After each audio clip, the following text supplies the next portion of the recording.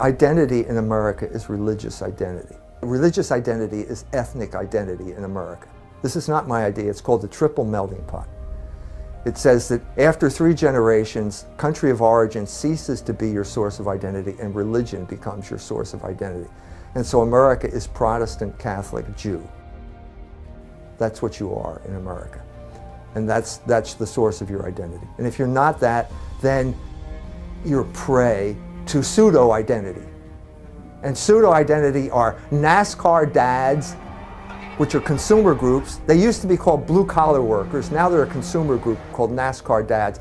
Harley-Davidson riders are another pseudo group that used to be blue-collar workers. And I'm saying white guy is a pseudo-identity that is created to keep people enslaved.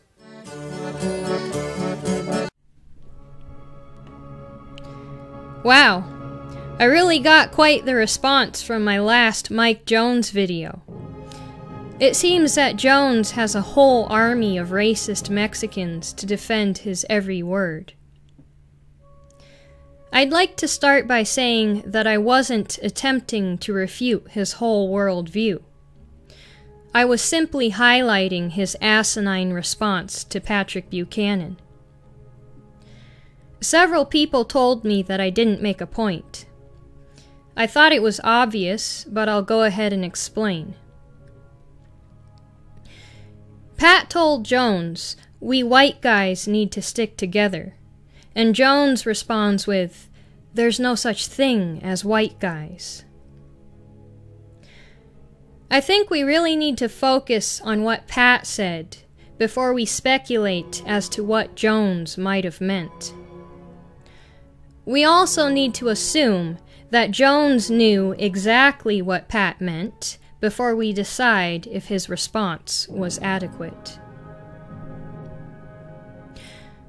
When Pat said, "We white guys need to stick together," he was referring to the widespread human rights abuse of white men. Young white boys are taught in school that they are a part of a legacy of evil, and their only option is to repent. Once young white men enter the workforce, they are discriminated against in ways that go well beyond affirmative action. As I've said before, anti-discrimination law has the same economic effects as affirmative action.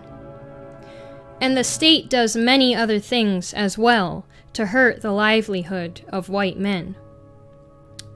Also, whites are subjected to massive amounts of racially motivated violent crime.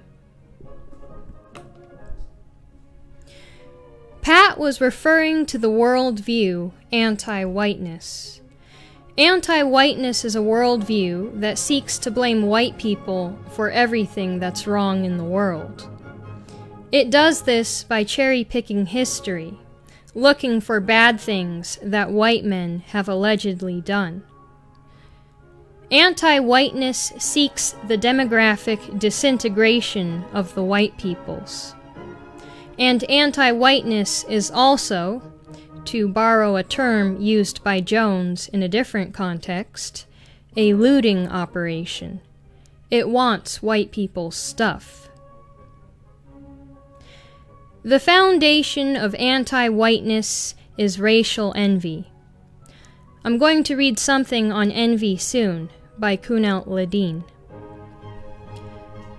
The reason why what I'm saying might sound so shocking is because we are taught that white life is worth less than non-white life, especially the lives of white men. When someone defies the masses and defends white men, they are derided as racist. Another aspect of what Pat said is that white men shouldn't expect allies. White men need to stick together. I think that's true, because not even white women will come to their aid. But yeah. So Pat says that this most hated demographic should stick together, and Jones responds with, "They don't even exist."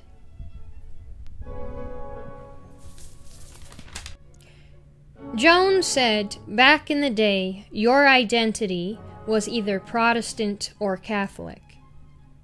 But that's back when America was over 90% white, and anti-whiteness didn't have the foothold that it does today. Some of my critics have accused me of being anti-Catholic for criticizing Jones' philosophy. But I'm actually Catholic myself.